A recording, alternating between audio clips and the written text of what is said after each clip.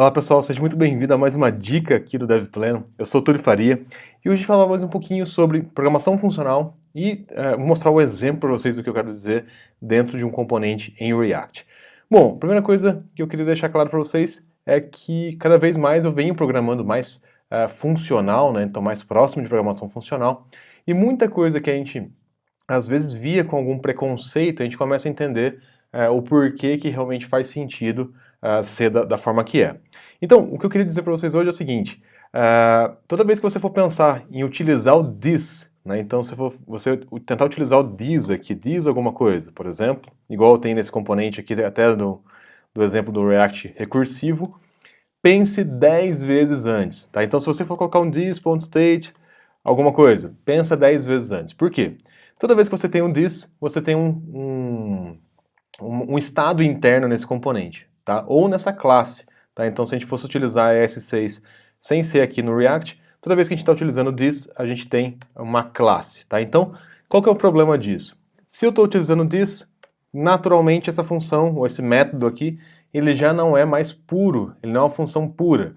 O que é uma função pura? É aquela função que depende exclusivamente da entrada dela para ter um retorno. Então, se você estiver utilizando this dentro do seu componente, dentro da sua classe, dentro de qualquer coisa nesse sentido, repensa 10 vezes. Por quê? Porque ele não é funcional e isso vai atrapalhar os seus testes. Então, olha só, até no exemplo aqui do React recursivo que a gente fez utilizando uma functional stateless component, né? Então, o que é isso? É um componente, por exemplo, em React, que ele é uma promise, vamos dizer assim, né? Então ele é uma closure, né? Então, nesse caso aqui eu criei como uma arrow function, mas ele é uma função apenas que retorna JSX.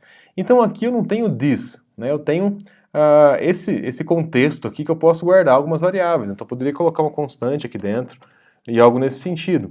E sempre, como ele não depende do this, ele vai basear simplesmente pela entrada aqui. Então, eu alterei a minha props, ou as minhas props, ele vai alterar o valor ali. Então, eu ganho muito mais eu consigo saber qual é o resultado esperado. Eu consigo testar esse componente de uma forma muito melhor. Então, a dica de hoje é, toda vez que você for utilizar o this em alguma coisa no seu JavaScript, pensa 1 milhão de vezes antes se realmente é isso que você quer, né? Se você quer realmente manipular o estado interno desse objeto ou algo nesse sentido, tá? Então, prefira utilizar ou uma closure ou uma arrow function, igual está aqui, que é um functional stateless component, ou algo nesse sentido, onde você não tem o this. Então, toda vez que você não tem o this, o seu código vai realmente ficar mais fácil de testar. Então ele vai ser mais simples aí de testar, tá? E uma coisa que é legal, quando você começa a ficar mais ciente para isso, naturalmente, no caso do React, você vai começar a construir os componentes dessa forma, né? Então você vai perceber que é mais fácil e aí você começa a evitar alguns deslizes, né? Então, geralmente a gente tem aquela vontade de alterar ou um estado interno, uma coisa nesse sentido, e às vezes é desnecessário, então a gente começa realmente a repensar se essas coisas são necessárias ou não, tá? Então fica muito mais interessante aí a construção de código como um todo, e fica muito mais fácil manutenção, testabilidade e etc. Tá? Então, novamente, toda vez que você vê um this em JavaScript, repensa sobre isso. E principalmente o seguinte, ó, se você tiver, por exemplo, um outro método aqui, olha que interessante. E nesse método você usa o this, o que você tem que fazer? Você tem que criar um construtor, no caso aqui do React, né, passar o super props, e aí você tem que fazer outro método, aliás, this.outro método igual this.outro método.bind, e aí você anexa o this no contexto. Então, na verdade, isso aqui não é uma chatice, tá, do ES6. Eu acredito muito que isso daqui já é uma dica para você, olha, não usa o this, tá? Então, ele é tão verboso, vamos dizer assim, para você usar o this em um outro método qualquer, que ele já está te falando, ó, não usa, porque isso aqui não foi feito para você usar discriminadamente. Então, quando você for usar, você vai escrever isso várias vezes para você ter certeza realmente se é isso que você quer, tá? Então, sempre que possível, vamos evitar de utilizar o this.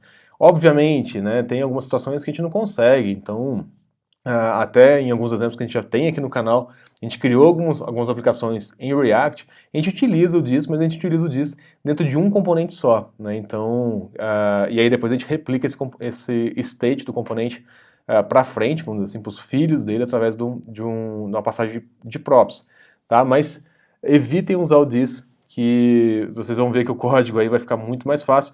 E sempre quando vocês virem ou tentarem fazer isso daqui, também liga uma luzinha vermelha, que pode ser que tenha uma forma mais fácil, ou melhor aí de fazer, né, mais funcional, que vai deixar seu código com mais qualidade e mais testável, tá bom?